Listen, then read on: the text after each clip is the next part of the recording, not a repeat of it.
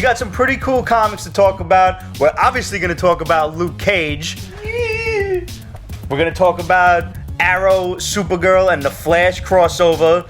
And we got Archie's Josie and the Pussycats. Dark Horse's Tarzan on the Planet of the Apes. Why didn't anybody think of that before? Why is this new? I mean, it's like brilliant.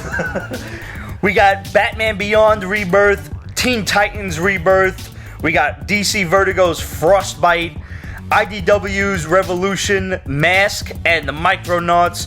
We got Image's Surgeon X and Deadpool Annual #1, starring Spider-Man and his amazing friends. We got our whiskey. Yeah. Go get yours, and we'll see you right after the credits. Ciao, ciao.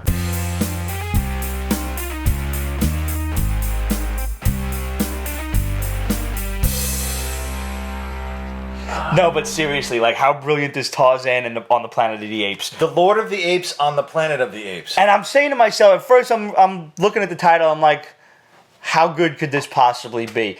And I'm reading through it, and it was fucking brilliant. Mm-hmm. Tim Seeley's writing it, and there's like some time travel aspect to it. They explain nice why like fictions thing sort of thing going on. Yeah. They explain why it starts out in 2016, and Tarzan is an adult, and he's hunting apes at this point. That was a great opening. How did you like that twist? Yeah. We'll get to that in a moment. But yeah, he's usually it's Tarzan hunting humans, and now the ape men or whatever are his enemies. Why we don't know. At the end of the day, he's the protector of the jungle. Right. So if anything's encroaching on the jungle, which in the canon of the Planet of the Apes, that's what they did. They were basically men, but they were apes that were, anti-environment. So it makes perfect sense to me. What I loved the most, the writing was solid. Somebody finally did the artwork right. Yes. And it wasn't just a little bit of photorealism was a little too much for me, but they look like they stepped out of the old 70s movie. Yes. Yeah. And it was spot on. It wasn't like how many frames can we fit in one page. It was big splash. Show me him jumping off into this. Show me these giant vulture creatures. Finally, somebody's doing art and not jamming the comic with we want to get their money's worth and put everything in there. No, I want to see art. Show it to me. And a couple pages in, the story flips, and now it's the early 1900s, and Tarzan's a little boy, and he's running around with his ape man brother. Because somehow he's 100. Anyway. Well, time travel. Somehow we don't know quite how yet. All of a sudden, him and his brother run into fucking dinosaurs, and then they run into what they call a hole in the sky. There was a portal in time and space, and we learned that that's how the apes got here in the first place. Was they left their troubled world, their time, which was basically being destroyed, and came back here, and now are living in the jungle with the Mangani, the actual apes, right, who talk amongst themselves and everything. And there's a bit of racism going on. They don't like the man apes at all. They pretend to, but they fucking hate them. Kind of like the Japanese with the Ainu, which are technically. I knew it. No, I didn't know it. You knew it. So tell me. It's like rush hour. It's like I want to talk to you. No, me, you. No, not you. You. No, the Ainu are technically speaking the original inhabitants of Japan, but every Japanese who can trace their lineage back 2,000 years or whatever, they're originally from China. And they see them as, mongoloids. It's really ridiculous. And actually the word mongoloid is a misuse of terms because you're a Mongol, yeah, you can see the root in there. Yeah, you're not one step below, but it was something that, interestingly enough, would you say 1901, 1910? About that. Yeah. That was really prevalent at that point, where they were looking at the phrenology of the head as a sign of whether you were smart or not, which is ridiculous. He's smart. In case you hadn't fucking realized it. Yeah. And now, when it flips, the kids are fighting against human hunters who are after the actual apes. Yeah. And then they realize, holy shit, there's talking ape men people, and now they're going to hunt them. So you got the little kid Tarzan hunting humans, and the adult Tarzan hunting apes, and where does the switch happen? We've still got, obviously there's probably going to be a mini-series, but I don't know how long it's going to go for, but I'm in. Yeah, I'm totally in. I'm in as long as we get that wonderful line where, get your damn hands off me, you damn dirty ape. And just, it would be great if Tarzan said that. Did you watch the cartoon back in like the late 70s, early 80s? I caught pieces of it because I love the rotoscoping. Mm-hmm. But no, I didn't really watch it. Because it was right after or right before, not Kazar. Thundar? Thundar, mm-hmm. Yeah. Because I love that sword. I did used to watch Tarzan. It was on Saturday mornings for me, and I think it came on right after Muppet Babies. Yeah. And it was one of my favorite cartoons. And it wasn't on for very long when I was a kid. I was maybe 4 when it went off the air. That's like up there with the Golden Lance and everything else. I don't even know that one. Well, that's a fun one. I'll have to look that one up. I pride myself on knowing most 80s cartoons, which is actually one of the reasons... that IDW's M.A.S.K Revolution kind of had me flipping back and forth from not only the pages of the comic, but the wiki page, because M.A.S.K, although I watched it, it wasn't one of my favorites, oddly enough. My buddy Tom, who used to live up the block, the toys were awesome. The show was very G.I. Joe animation, and because I was already so wrapped up in G.I. Joe and I liked Transformers, the M.A.S.K seemed to me like kind of an amalgam of the both of them, and... Yeah. For some reason, it just kind of fell off my radar. Now, after reading this, like I want to go back and watch all the cartoons because I want to get more in touch with the characters. Because the thing with this series, this IDW series, is there, and with all of them, they throw in these little tidbits about. I don't know why Siri started. Siri, you silly, stupid bitch. And then she would just like give you the finger. That was the funniest. The greatest thing about these IDW series is they throw in these little tidbits of like Easter eggs for people who are really huge fans. They did it with my G.I. Joe series. Some of the Transformers stuff I pick up on. I'm not like... I don't know everything there is to know about Transformers. I know everything there is to know about He-Man and mostly G.I. Joe. But... how could you not? Yeah. It was all over the place all the time. And now this series, I already suspected one thing, and I had to look it up to be certain. But the leader right now is General Mannheim, also known as General Mayhem, and he just kind of seemed like a jerk off. They introduced him in the IDW Revolution, the core book, and I'm looking at him, and I'm like, you know when they just draw somebody like a scumbag? Yeah, they drew a lot of attention to him as well. I mean, like if you look at just the cells and just do a quick pass, his face was like in the center at one point. And if I remember correctly, he eventually leads Venom. He's the bad guy. Yeah, he did help form M.A.S.K, but he's the leader of Venom, right? Which is like the villainous, evil something or other. Which, if you want a real mind fuck, watch the Robot Chicken version of M.A.S.K. I never saw that one. Mayhem becomes a transvestite to lure M.A.S.K out, and then you find out later he secretly just really wants to not only have sex with the main leader, but also marry him. Oh. Yeah, and it just gets weird. I like the fact that this book is introducing not only the members of the M.A.S.K team, but also the members of Venom. And everybody's having a tryout, basically. Yeah. And one of his, like, the main chicks, Vanessa Warwright, or whatever the hell her name is, God, I can't even think of it, the redhead, she's talking to him about Schrodinger's cat. I thought that was a great scene where she's like, no, I poisoned the cat. It's definitely dead. And then I was just like, darn. You didn't like that part? Yeah, no. I'm sorry. I wouldn't actually poison a cat. I love animals far more than... I would poison people, for sure. Yeah, since we're all about being real here, I'm going to have to just say I'll pass on this one. The artwork was not bad, but it's like, for $4, I gotta pony up... Certainly. Yeah. There are better things to be reading for sure. This is a forced introduction of M.A.S.K without question, and the way they are doing it's an amalgam of G.I. Joe and the Transformers. They're using Cybertronian tech. That way. They should have just ran it like a Blade Runner or something like that. It seems, but if they're pushing it into this universe, it's the only way it could have gotten in. So it's going to be one of those like the early Marvel comics where it was terrible artwork, terrible character development, but then eventually you get to like halfway through the series, it morphs into something a lot better. They change the artist. Because After Revolution, when it can stand on its own, I think it'll be better. Right. Right now, it's in a massive crossover that... With ROM and everything Yeah, everything. And I've read this really great article today because, like I said, I didn't know anything about the characters, and I wanted to really bring this up on the show. The lead character, Matt Tracker, was originally this blonde-haired guy. Was a rich playboy, kind of a Tony Stark kind of guy, but not as much of an arrogant asshole.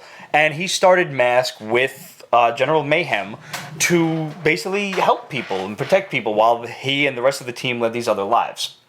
So you open it up, you're 3 pages or 4 pages into the book, and Matt Tracker's a black guy. Okay. Now, the article I was reading... Which is believable, because if he's a secret agent, then you could say it's just like James Bond. It's an alias. Sure. Yeah. If, and this was the point of the article, you didn't change his exact origin. Why can't you just... Like, who Matt Tracker is, to make him just a blonde-haired white dude... Who gives a shit? No. You just make him a black guy who's also a millionaire philanthropist fucking genius, and he's the same character, he's just black. Now, you've changed his entire character. They basically made him this stereotypical, he got in trouble with the law, and like General Mayhem wanted to recruit him because he thought he could help him, and obviously he's evil, and he sees something in this delinquent. And the article, and I don't know if it was written by a white dude, black dude, fucking Asian dude, whatever it was, but he's like, so now you basically just took a character, you forced a stereotype on him, and in a negative way. Yeah. What have you fucking accomplished by changing this guy's race arbitrarily? No. Nothing. I have to applaud Marvel for doing the opposite. I was just about to say, like when Falcon. Miles Morales, yes, who was a Miles, character, brilliant. although the concept of him being Spider-Man helped to elevate the character and get it more attention. He's popular because he's a fucking awesome character. They didn't change Peter Parker to be a black dude. They made a fucking awesome black Spider-Man. And it was like an echo of Spider-Man, because Spider-Man became Spider-Man because he just like, whatever, buddy. And then his uncle died. Right. And same thing with this guy. He's like, whatever, I don't need to do this. And then Peter Parker dies. Yeah. So, I thought that was brilliant. Yeah. And I don't know enough about these characters for this to be heartbreaking for me. I don't give a shit. Yeah. But for hardcore fans, the article had gone on to say that there hasn't been a M.A.S.K in 30 years since the cartoon. So now this is going to be all that people know of it. And those old cartoons will be, tossed by the wayside. But, taking the business side of it for a second, that's probably what they were saying. It's like, this property hasn't been reimagined in 30 years. How do we know we're free to do what we want with it? Well, not that. It's like businesses look at it as like, what's the marquee value on this? How do I know what's the probability that it's going to work? Because I'm going to shell out all this money to print it, hire the people, draw it, send it out there, make sure it sells, do all the marketing campaigns. I need a reasonable certainty that this is going to work. Well, they're forcing the movie on us. If it does wind up coming out, if it all does come to fruition, at some point we'll see that Hasbro cinematic universe, G.I. Joe, Transformers. Yeah, so would I. Fuck it. I don't know how they're going to squeeze Visionaries in there, but I mean, I've got everything else. I understand. That'd be my favorite one. I get where ROM comes in. I get Transformers versus G.I. Joe, and the M.A.S.K being the culmination of it. How the fuck are you going to get Mystical Knights? Crisis on Infinite Earths. Hey. Which brings me to Micronauts Revolutions. Hang on, before you go on, I just wanted to say that Vegetable Tube said that he can't stand seeing you like this. You're like Craddock's evil twin. And somebody else asked a question about... Reverse Flash. Reverse. Yeah, Pete, I think it was Shut Up Jeff, maybe. Ask it again, I forgot. Damn it. Sorry, guys. I had a bad connection on the old periscopy here. What's up, Adriel? Adriel, what's up, buddy? Good to see you. Barf. But we can't see him. He wants to know what Pete thought about something, I don't remember. When it comes up, just keep it in mind. Wah, wah. So that brings me to Micronauts Revolution, and although I like the Micronauts series, because I've never read the Marvel one, so this is like a new introduction for me, for these characters as well. I like the toys. I never knew there were toys. Oh, yeah. Oh, I gotta look those up. They're like this big. Oh, yeah. I mean, they're micro. Remember Micro Machines?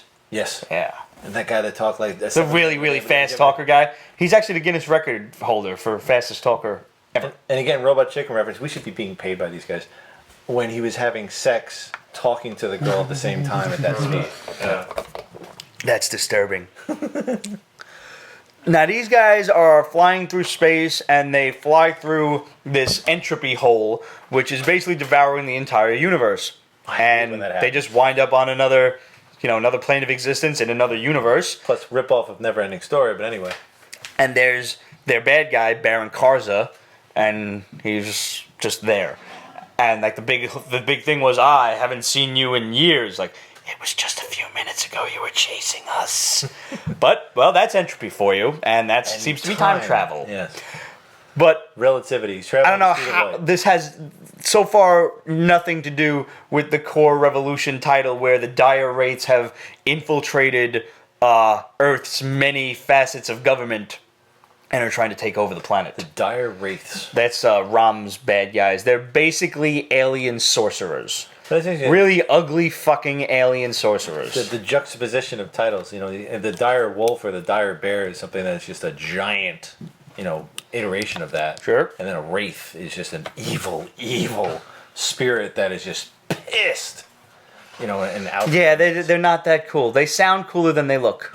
Gotta tell you. They kind of look like really huge versions of penises. The Xeno. Well, yeah, kind of. I was gonna say the little mini xenomorph alien thing when it's little and it's pinkish. Oh, with the claws and everything like that? Yeah. Remember, hello my baby, hello my honey from fucking Spaceballs? Well, that's what they kind of look like, but big. Would you get the special? Yeah, check. That's what I got. I thought that crossover started next week. I could be wrong, though. No, it's IDW's Revolution is on like Donkey Kong, man. It's out. Unless you're talking about it. What was the question, Raj? The question was, what do you think of the Thundercats He-Man crossover? Oh, I can't wait for that. The artwork, I'm like okay with. I like the guy's style. I don't know if it's gonna blend well with He-Man and Thundercats. Burp. But fuck it. I don't care. It could be stick figures. I'm still going to love it because it's He-Man and Thundercats. I like the concept that Skeletor Mumra goes looking for something to combat the Sword of Omens, and he winds up with He-Man's Power Sword. Or maybe it's the vice versa. Skeletor is looking for something to combat the Power Sword, and he winds up with the Sword of Omens. That's impossible. I don't remember which one it is. No, but either way, both of those mystical swords could not be wielded by anybody else. I don't know about that. Am I wrong? You might be right on the Sword of Omens because I'm pretty sure Lion-O could just call it back. Yeah, and that thing was like a stick if it wasn't, in his use. But I'm not sure about the Power Sword. Somebody else might be able to grab hold of that and use it. So it's like Thor's hammer, because I know She-Ra did that. But He-Man doesn't revert back unless he commands the power back. Kind of they got negative He-Man. That's a new character just for the toy line. Okay. The anti-He-Man. The blue-skinned He-Man. Oh, no, that's Faker. He's a robot. Well, got it. It says the power sword can be wielded by anyone. Yeah, I thought so. Wow. Because I'm pretty sure Tila picked it up at some point. Even Orko. Orko definitely had it on more than one occasion. Oh my god. And was using it. He had that little hat hand that came out and was swinging it around. Lion-O would kill his ass and eat him anyway. Definitely not. He-Man is far, far stronger than Lion-O. Sorry to tell you. I just want to see a sexy... And that's not me being a fucking fanboy about it. He-Man moved the moon. Killer says only my wife can wield my power sword. I just want to see He-Man and Cheetara get it on. I want to see fucking Orko cast some fucking horrible, horrible spells on Snarf. Snarf, Snarf, what the fuck, Snarf? Yeah. Speaking of what the fuck and cartoon voices, I watched a video just yesterday. Yeah, that one. Which one? Oh, no, not the Thundercats one Okay. from Days of Old, which were the outtakes. Yeah. And it was like, was it Mumra? I was like, let me see your tits, my dear, or some shit like that. No, I watched Pinky and the Brain cursing at each other. What? You have no idea how ridiculous this is. Where Brain is like, every fucking time I come up with a brilliant idea, you're there to fuck it up. Pinky's crying. It's so ridiculous. Shut it down, Brain, please. And it's their voice, like the real guys that came back for it. Yo, it's so fucking It's like good. a Robot Chicken version. He had such the best. I was like, are you thinking what I'm thinking, Pinky? I think so, Brian, but we're going to find rubber pants our size. The shit that they got away with on that show, I still remember to this day my favorite line that even at that age, because I was in about 6th or 7th grade when Animaniacs came out, And he's like, are you pondering what I'm pondering? And he says, I think so, Brain. But if we wore our underwear on our heads, where would we hang our hats? What? How do you what? What? And that takes us into our physics class. So, let's just talk Book of the Week. I think you're in agreement with me. Yeah. Deadpool Annual? Yeah. Fuck yeah, dude. Deadpool Annual #1, and like we've avoided almost all the Marvel Annuals on this show for like the past couple of weeks. This one stands out.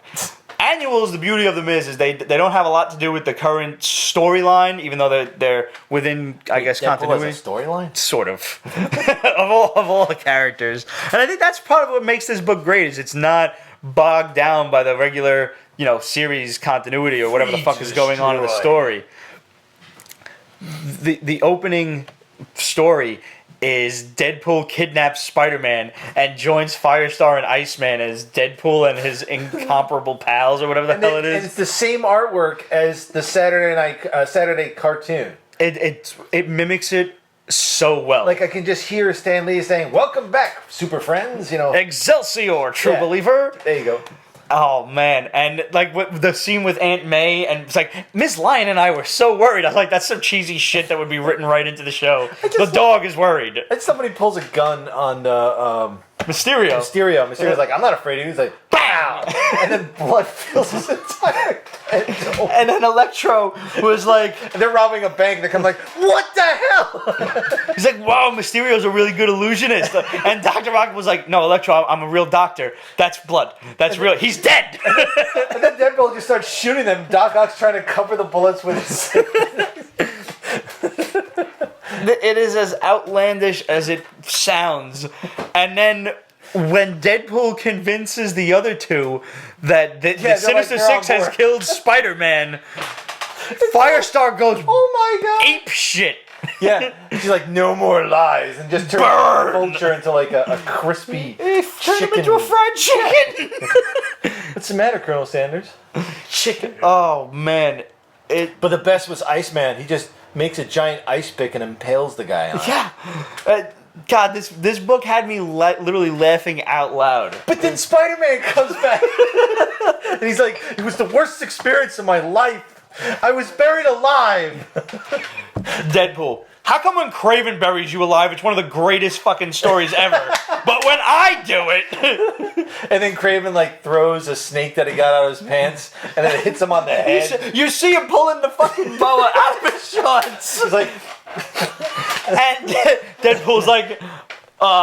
does he shoot the snake? Does he cut it? No. It's on his head. And he's like, oh, that's right. It's biting him. And he's like, and he shoots him anyway. He's like, don't worry, Kraven. I've had a lot of experience with trouser snakes. And I saw that joke coming like 3 panels ago, and it was still funny. Yes. Oh man, you guys have to get this fucking book. I haven't laughed this hard at a Deadpool book since Team Up. Seriously. Actually, when they rebooted the series, what was it, 2 years ago? About that. Yeah, when my favorite one on that was he was like, he comes, all right, I'm Deadpool, I'm here to like save the day, and he gets eaten by a dinosaur. And then later on, like, was it Devil Dinosaur? No, it was like this thing, and he cuts his way out and kills the thing, and then he fights this elephant for whatever reason, and then he electrocutes it. It goes on fire because that's what happens when you electrocute people. That's actually what Edison did to an elephant historically. Just so you guys know, to show that Tesla's inventions were dangerous, got him fired from his own company. Anyway, so Deadpool starts making jokes about the elephant that's on fire there, and he's like, wait, I got one more. I was like, can we talk about the elephant in the room? Because it's on fire. It just goes on for like 3 cells on one page. By the way, Lynn, thanks for that. Lynn, for the tiny, her son's going to be at NYCC. We will find you there, sir. Nikki C. She said, she'll let us know the number of her booth. So yeah, we'll definitely come by and say hello and take pictures and do whatever we gotta do. It'll be awesome. To interview you guys would be great. Nice. Totally. Why aren't you gonna be there? We have yet to meet you, Lynn. Yeah, it would really be great, and God knows when we're gonna run out to wherever you are. Ohio. Where did I mail that to? Where did I mail those fucking cards to? Guam. I don't know. Ohio. It might have been Guam. You know, I want to go to Guam because it is like politically taboo to be married a virgin in Guam. Like there are troves of men roaming the aisle, being paid by fathers of betrothed women to fuck them. I mean, even if they're fat and horrendously that's why ugly. you want to go. You want to dress up as a woman and get fucked by roaming men on the beach. Well played. Well played. I'm trying to connect the dots here. Where are we going with this? No, I wanted to. Who would want to go to Thailand for the blowjob bars? You get drunk, and the sliding door opens, and the toothless girl comes out and sucks. Yeah, but I'm not. I don't know what's on the other side of that bar. I'm not trusting that. No, they have videos. They actually video camera it happening, so you can actually look up and see what. So I can make sure it's a woman. Yeah, confirm it. Yeah, and not a 14-year-old woman at the same time. Well, that's a woman, girl. Whatever, female. Let's just go with female. As a referee here, I'm just gonna move along. Yeah. All right. We're getting into. All right. We're getting into dangerous territory here. It's totally out of bounds. I'm moving you along. Wait. Let's talk to legal. You're good. Okay. Yeah. No. Okay. All right. Moving on. I definitely need a whistle and a megaphone or some shit. Oh, could we get you a whistle? Foul on the play. Penalty Roger flag. definitely is getting a whistle. Yeah. We're gonna get one. Excellent. Danger zone. We had another couple of good questions that I totally forgot on Periscope. So you guys, That's what you're there for. I don't remember shit. Why would you want to remember shit? Good, well played. Burp. Shit's on my way. I'd like to erase from my memory. Unless you want to remember Two Girls in a Cup. Then No, we don't want to remember that. God damn it.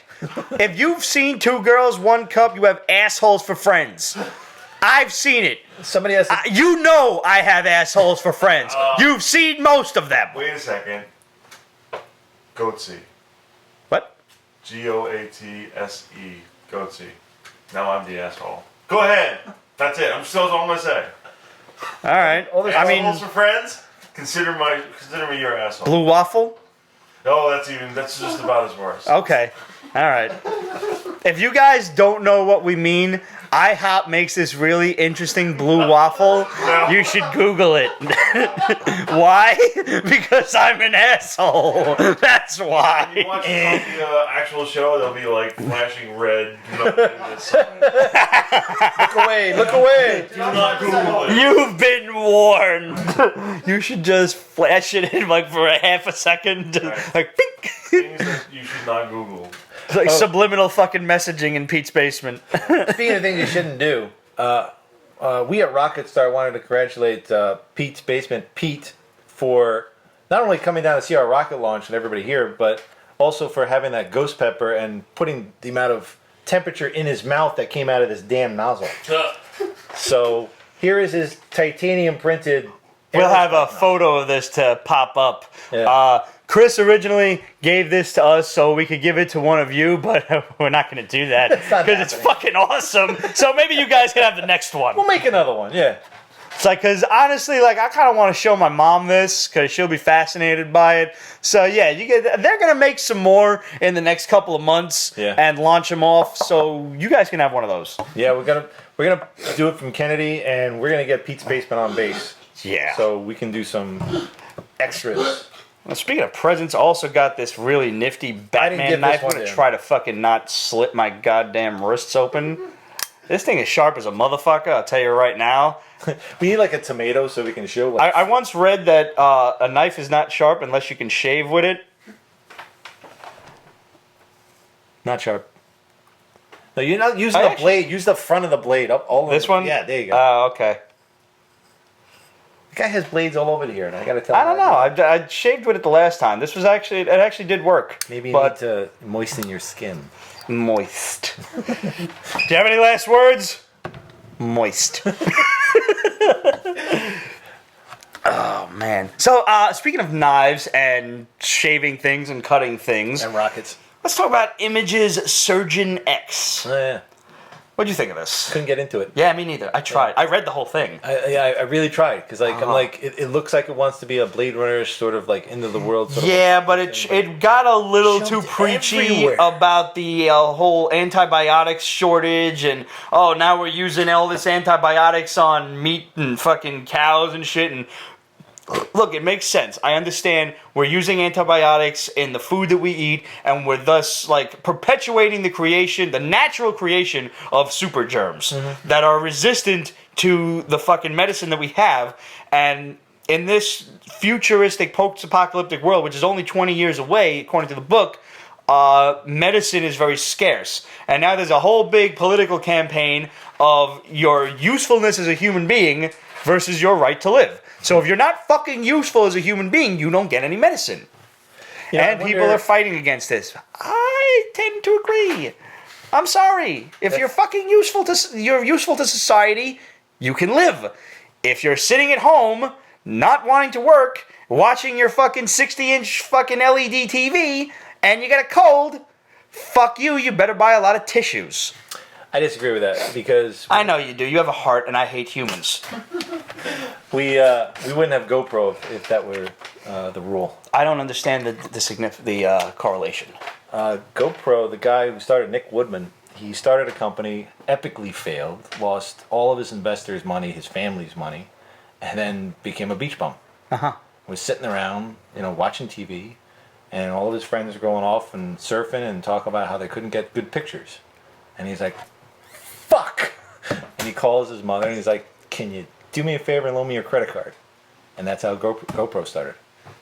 Now, I'm going to defend my evil point for a moment. Defend the evil point. Yeah, no, I have to. You can sit on your evil point. I for one, I want a GoPro. It's been on my Christmas list for quite a while. I love the idea of it, but how has humanity benefited from it yet?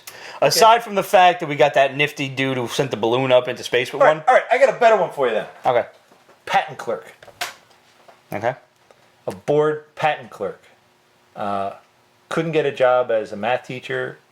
Barely got his degree in math and physics, and got denied his PhD and got denied any sort of job. Actually listed himself as an artist at one point, and then was teaching. No, that's a mistake. Trust me, I know. And got a job as a patent clerk, and ultimately because of that, had the bored time to just sit and think, and came up with what we like to call the theory of relativity, and the basis of most of our atomic energy. Albert Einstein, I guess we're talking about? Yep. All right, so we got 1 out of like fucking 10 billion. Not 10 billion You yet. got 2 hours? We don't yet, but... Einstein gave us the nuclear bomb, though. No, that was... hurts humanity. but it's... No, we just figured out how to make it hurt humanity. And I'm okay with that too, because we should make things that go sploding. Believe it or not, that was more Niels Bohr than anything else, but he'd probably argue that. All right, Leonardo da Vinci was mostly a dreamer sitting around in the wheat fields. Do you know, off subject completely, but something that made me love Leonardo da Vinci even more than I do already, because the man was a talented son of a bitch. I was fortunate enough to see his sketchbook show at the Met. The dude drew like they were this big, and things were so detailed in pen and ink, like not even pencil sketch. Like you could possibly erase what you fucked up, because he didn't fuck up. He just didn't fuck up. Yeah, just ever. He could draw a circle freehand. Son of a bitch he was the Illuminati. He was the one member. That's all they needed. And then of course, the Futurama episode where they track down all the clues for Leonardo da Vinci. Then they find out he's an alien on a separate planet where he's the dumbest person on that planet. Well, that's relative, isn't it? Yes. But what I heard today was he would go to like the market and buy caged animals just to set them free. Yep. That's pretty damn awesome. He'd also dig up dead horses. Well, everybody needs a hobby. No, he studied anatomy that way. Yeah. Yeah. I read he would also dig up people. Yeah. Whatever. I couldn't confirm that once. I'm like, do I mention that on Beats Basement? No. Nah, we could do it. I mean, it's not like he can defend himself. No. Yeah. Is there any lineage left of Da Vinci? Is like they're like a descendant of Da Vinci running around? If there is, they're not telling us. The time machine is Leonardo da Vinci. He's waiting to kick your ass outside right now. If Leonardo da Vinci did in fact invent the time machine, please show up now within the next 20 seconds and punch me in the face. But you know what? I will defend your evil point a little bit, because perfect laziness is not the way to go. Strategic laziness is what kind of makes America great. Mm-hmm. Case in point is the first tycoon, Vanderbilt. Well, that's disappointing. That's 20 seconds. So Vanderbilt went to his parents and said, look, loan me some money so I can buy a boat so I can start my own ferry company. And they're like, only if you clear this field by the end of the week. And this freaking thing was full of like bushes and trees and everything else. So he's not going to do it. He calls all his friends, gets like 20 of them, and says, look, if you guys help me clear this and get it done before the week's end, I'll ferry wherever you want to go, and you can drink as much beer as you want on my boat as you want. Guess what happened? They invented the booze cruise. Pretty much. But you know, it's all about, you know, train hard, fight lazy. So you know, it's artful laziness. It's not really just sitting around just doing nothing. There was a certain psychotic new politician, businessman who's currently running for president, who actually had a really smart thing to say. And what he said was, if I were going to hire someone for a position, I would not hire a hard worker, I'd hire a lazy person, because the lazy person would figure out how to get it done faster and with the least amount of effort. Yeah. Actually, who said that was Bill Gates. Was it? Yeah. Well, I heard it from on 104.3. Yeah. Was that Bill Gates? Bill Gates. Is he dead? No. No, it's the other guy that's dead. Jobs. Yes. Yes. I don't know. Who They're won? both rich white guys. I can't fucking keep track. Yeah. Actually, Steve Jobs was Egyptian. No, he was His dad was Egyptian. Syrian. Syrian. Yeah. Whatever, he looked Same white. part of the world. Next book. Wait, is that why Siri's named Siri? Oh, well played, Mr. You Matt. you might be onto something. I mean, he did that with Lisa, even though he never admitted that was his daughter. Simpson? No, Lisa Simpson was his wife. I'm talking about Lisa as his illegitimate daughter. That I'm not sure if the test ever came out positive, but you know, supposedly it was his daughter. Right. And he actually named the computer during his next company, Next, the Lisa. No, it was before. It was before Next. It was before Next. It was the precursor to the Macintosh. Thoughts Okay. on Wonder Woman being gay? Awesome. Excellent question. Who asked that? I don't know. It was purple. Why does a strong woman have to be gay, damn it? Actually, truthfully, if you know anything about Wonder Woman, it makes perfect fucking sense. To the point where I didn't even think it had to be said. Owens_Richie. 'Twas me. Owens Ritchie. Okay. Owens Ritchie asked, what are our thoughts on Wonder Woman being gay? Well, actually not gay, officially bisexual. And Greg Rucka came out this week and said it in an interview, very matter-of-factly, of course she is into women. Why? As I said, if you know anything about Wonder Woman as a character, this should go without saying. It shouldn't even have to be mentioned. She grew up on an island of only women. That's all she knows exists in the world. So obviously, she's going to look at a couple of them and say, she's kind of hot. And it's not like she's bisexual or she's gay. Those words simply don't exist on Themyscira. It's a foreign concept to them. Well, especially if she has no parents. She just existed. She was created. That's even another fucking thing. Yeah. So it's like, and you know, the concept of the Themyscirans is they would herd in several men. If my mythology is correct, they would herd in several, men, have them fight gladiatorial style, and the winners would fuck them. They would have children. They would throw the little boys over the cliffs and kill all the men then, and all the women they would raise. Everybody wins. Yeah. So, and, like you said, Wonder Woman being made from clay, we're going with the original story, she'd never been subject to seeing men on the island. But when she does see a man, she's attracted to him as well. Simply put, who doesn't like tits? Everyone likes tits. Straight men, gay men, straight women, fucking gay women, everyone likes tits. I can So if attest you're to on an island with only tits, it's like heaven to me. Personal experience, I was out one night with some friends and the girl I was dating, and they're just like, I never felt your boobs. Hey, come here.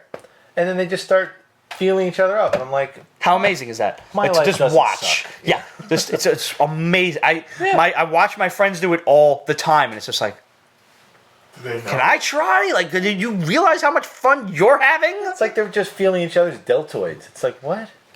But I honestly think it should go without saying, and people who are all of a sudden up in arms about Wonder Woman being No. quote unquote bisexual, well, you don't know anything about the character. If she was from Greek mythology, even if we have the built-in mythology that you just talked about, but if it was from that time period of Greek mythology, sexuality was not what it was. They kind of threw that to the wind back then. Yeah, everybody just kind of did whatever they wanted. They had the Isle of Lesbos with lesbians, and they had the other isle where men have. And then they had Sparta. Sparta. And they really just walking around naked. It was just. I mean, realistically, and I use that term loosely. The Amazons used to cut off one fucking breast so they could fire the arrows more effectively. Yeah. Well, there you go. Even with one tit is better than nothing. Rather look at one tit than a dick, and that's me. So there you go. Wonder Woman probably thought the same thing. Words of wisdom from your buddies at the basement. Is one tit similar to a dick? No, not at all. No. Dicks just throw off the whole symmetry of everything. It's just weird looking. They don't lay the same way. And they look like the fucking little alien that bursts out of the guy's stomach. Just to bring we're that back. full circle. Yeah. Check. So really the point that we're making is neither Chris nor I could get into Surgeon X. No. Yeah. Pretty much. It's a long-winded way of saying it, but, well... We had to go to Wonder Woman just to get us out of that. Yeah. It sucked us in. Let's stay with DC and talk about... Too many blacks and blues in that one. There wasn't enough... I got to the center and I was like, okay, now we're getting some color, and then it just went away. Yeah, and I'm fine with that at times where you get some really dark comics because it's just fun to actually like some of the early Spawns were like that, but couldn't get into it. It just wasn't enough. Stay with DC. Teen Titans Rebirth. I like this a lot. You didn't like this? Nope. Okay, why? Why? Well, we need more. We have more characters. I was actually wondering where all of these characters were in the Titans book, which I loved also. I think for me, it was such a ripoff of Gen 13 that I was just like, sure, but I love Gen 13. Going back to color scheming, wonderful use of colors in this one. Oh, so vibrant, and I like the art a lot. The art was well done. It wasn't too cartoony. It was still bringing it to like the I'm trying to think about like it wasn't like a Steve Ditko sort of thing. It was a little bit farther than that. It was more of like what we're talking about, Gen 13. Yeah, no, it was definitely I would say a little J. Scott Campbell, a little Umberto Ramos. It's a nice mix. Yep. I liked like I said, these were the Teen Titans that I was reading originally. These were the guys that I liked: Beast Boy, Starfire, Raven, and we were raving about Raven last week. Her miniseries was Book of the Week. This one showed a hooded character who, as we know, there was a hooded character who kidnapped and faked the death of Tim Drake back in Detective Comics 940 a couple of weeks ago. And this one is setting it up like this is the same character. Reveal. And now they're being hunted and kidnapped by this guy in a hood. And it's basically this is a great rebirth in that it was a nice introduction to each of these characters, but not too much as to oversaturate you with an origin story that is being repeated for the 19th fucking time. It's just reintroducing the characters with their personalities instead of a damn origin. And I like that. One of the only things I liked was like it just dropped you in. Yeah. Totally. Yeah. And it did a good job of explaining kind of where they were and where they're at now. Without letting you know it. Right. It's just happening. I have one question, though, on the subject of Beast Boy. The book is called Teen Titans, and this dude's throwing a party with obviously fucking drinking and alcohol and fucking drugs and shit. You're in the Hollywood Hills. Motherfucker, you are getting so high. So high. Stupid high. It's like Beast Boy and Project X. So, like... The book is called Teen Titans, DC. You might want to rethink that before you throw alcohol in. I know that they're not actually teens, but let's just examine this for a moment. You might have a PR problem, or if you didn't, you have one now that people are watching Pete's Basement, and now you're going to get letters. Sorry. One thing I like about that comic, I really like the original cartoon series where it was actually closer to like Batman Justice League, and yeah. And then they fucked it up and they made it all like, It's very childish now. Teen Titans Go is hilarious, but it's not. No, it's like for 5-year-olds. Yeah, totally. It's a much younger Which, genre. hey, if it works, it works. But and it seems to be working. It's very popular. But to just to beat on this a little bit more, Adventure Times for 5-year-olds, I can watch it. And I love it. Adventure Time should not be for 5-year-olds. There are so many fucking phallic fucking symbols and like just fucking symbols in that. And it Not goes even that, right just over the kids' drug heads. references. Everything. Yeah. There were so many like innuendos and just straight up, hey, shit in that fucking show that. Like with the Lich. But they we're not gonna spoil it for you, but this book sets it up as if they're being hunted by the same dude in the hood that got a hold of Tim Drake. I wonder if it is. I would say I would recommend this book because I really enjoyed it and I enjoyed the characters. And I thought it was a cool cool thing at the end, what happened when the reveal does come out and you're sitting there wondering why. Why is this person behind it? So I guess we're going to find that out in Teen Titans #1, which probably be out in a couple of weeks. Batman Beyond Rebirth. Well done. Yes. I mean, I finally... And I was lost. I have no idea what's going on with Batman Didn't Beyond. care. But I picked right up on it. Yep. All of a sudden, Terry McGinnis is alive. We thought he was dead. Tim Drake was Batman Beyond for a while, if I'm not mistaken. And I don't know what's happening, but it's like watching Spider-Man 2099. It was so well done. Great fluidity, the flow. It fills you in on all the shit that you missed. Bruce Wayne's dead. Terry McGinnis, his mom's dead in some kind of war that happened. I'm not sure if that happened in a previous volume of the title. I don't want them to ever tell me. I want them to just keep referencing it. Yeah, just keep going on. I love when they do that, where it's just like stuff that just happens and they talk about, but nobody really gets into. Yeah, that's like great sci-fi too. And now, for the cheese down there. Yeah. Spoiler alert. Spoiler. They're bringing back the Joker. He's on like some kind of life support, or they're trying to bring him back to life or some shit. He must have like juiced before he died. He was juiced up. I remember that happening. I don't think it was in the cartoon. Maybe it was in the cartoon. They did a Batman Beyond movie called The Return of the Joker. Did you ever see that? No. Really good flick. But I remember Under the Red Hood, he was not a skinny guy anymore. Nah, he got juiced up. I remember in... I don't remember if it was the Batman Beyond comic or it was the cartoon somewhere. Maybe somebody out in Pete's basement can help me out here.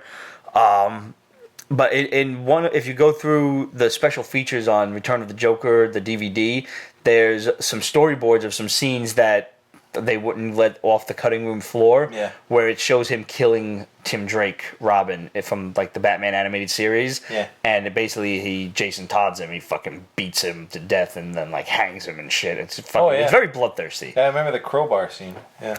And I remember them like they hung him or something from some sort of rafters or whatever. Yeah, they intimated. Harley Quinn gets killed too. Yes. It's a good flick, man. It is really good. Tell you, I really and it's good family fun. So when your son's old enough, you can sit him and watch it. No, we'll be doing none of that. Dark Knight Returns before we do that. Fair enough. I really hope they do a really good Batman Joker comic in Batman Beyond, because for me, that was the antithesis. Not the antithesis. That is Batman to me. 'Cause Batman's not truly Batman until the Joker's right next to him, because then you see how much Batman is Batman. Right. Because Batman's all coordinated. He's all dark. He's all focused. Joker's just anarchy. He's laughing about killing. He doesn't care about anything. He's bright. Versus the Dark Knight. It was just you can't have a good, really good hero to have a really dark villain, and it's the opposite. Very true. Very true. And might I add, and I'm sure you said this before and did it ad nauseum, Jared Leto, thank you, well done, sir. That was one of. I still have not seen Suicide Squad. All right. Yeah. Okay. Enjoyed it? Oh yeah. Okay. You might be the first positive Jared Leto review that I've heard. People were looking for him to blow away Heath Ledger. He did not. Okay. But it was a new interpretation that I had a lot of fun with. And there were parts that I could tell Scott Snyder, whoever was directed him just a little bit the wrong way. And there was other parts where you could tell it was just all him, just improvising. Shut up, Jeff said Hot Topic Joker. Very much so. But you know that one scene where like he goes to kiss the guy's ring and he does it very slowly, like kiss my ring, and he actually does kiss the ring, and then he's like, I can tell you really meant that. And like when he did that, it was just for me that was just brilliant. I said it before when they first showed the Joker. If I closed my eyes, the way he sounded, the way he carried himself was perfect, was spot on. It's the man who laughs. Yeah. Yeah. And I didn't like the look. I didn't like the teeth. I didn't like the tattoos. A little too but much. if I don't know, hopefully I can get around that when I do watch the movie. So I'll definitely let you guys know. I think if they bring it back and they start working this like through the series that they're going to try and do sort of idea, if they just kind of like mold it a little bit more, I think it could work. Like, could you like if I look at that Jared Leto, if I look at Jared Leto in the traditional purple tuxedo kind of thing with the tails and everything, yeah, I think that might fucking work. I don't know. No, I think more of a gangster. If he did a more gangster look, less of like the clown in the purple, but more of a gangster Joker. I think that would have worked. Not like a gangster gangster like shooting him this way. Gangster. No, like a fucking Tommy gun kind of guy. Right, something like that. That would work very well for him because he's got the thin look, he's got that great smile, and yeah. But the movie itself, no, it wasn't. It's not an Oscar winner. It's not the thing that's going to save the series, but it was fun. I liked the music usage. I liked Will Smith. I liked a lot of the Harley Quinn stole it for me. I mean, that elevator scene was perfect. I don't think I've seen the elevator scene even in previews. So No, but when you get to the dream sequences, you will laugh your ass off with the Joker, and I don't know if that was like so Zuzia, I hope I'm saying that right, just said I've seen Keaton, I've seen Ledger, obviously Nicholson, I've seen Heath Ledger. I want a new take on the Joker, and I believe that's what they got out of this one. Exactly. It may not be the best, but it is a new take, and that's what actors are supposed to do. They're supposed to bring something new and fresh that they interpret from the character. And I'm glad that he did that. Sorry, Major Reaction, still haven't seen it. I'll probably get to watch it through unscrupulous means, but not before I fucking marathon Luke Cage this weekend. Oh, man. 3 o'clock in the morning, my ass is going to be up to at least watch one episode before I got to go to sleep. Technique. Yo, did you see the new trailer with Method Man at the end? How great was that? Wait, No. I saw the one where like they did the song from Method Man. No, it's a brand new TV spot, little preview, whatever. It's like a 2 minutes. It shows the same woman who was chastising Tony Stark in Civil War about the death of her son. Oh, same actress, not same character. Very important, not the same character. But she's playing this looks like a politician of some kind who's backing Cottonmouth. Slow down. Slow me down. Keys here. Yeah. Okay. Easter eggs. That woman who was in Civil War. Yeah. Who did say she worked for the government. Yeah. Maybe it is the same character, but I've heard she's not. Wait. Also works for the government in a different film series. Yes, that's true. Well, we'll never see that crossover, so don't. But wait. Okay. There's more. Okay. And this is linking a lot of things, but the sheriff from Stranger Things. Sure. Runs the Pentagon and brings her in D.C. Really? Yeah. And you'll see him in a pink shirt and a really weird suit combo, and you're like, why the hell? It's like, oh my God, it's him! That's funny you mentioned Stranger Things. The kid, Caleb McLaughlin, the black kid, was at Marvel HQ earlier today at some sort of secret meeting. I feel bad for that kid because he's like the token black kid. Sure. He did, I think, the best work in that show. He was the most realistic, for sure. Yeah. It was annoying, but he was realistic. Yeah. He was at Marvel HQ today having some secret meeting. A photo was taken of him reading a Doctor Strange book. So the hashtag Doctor Stranger Things is kind of running around. But people are kind of, they're sitting back wondering, what could this kid, who's maybe about 12, 13 years old, give or take, what is he doing at Marvel HQ? And I'm sure that a lot of comic book fans can line their guesses up for miles and miles, more or less. See what I did there? I'm just saying. Subtle Pete. I'm just saying.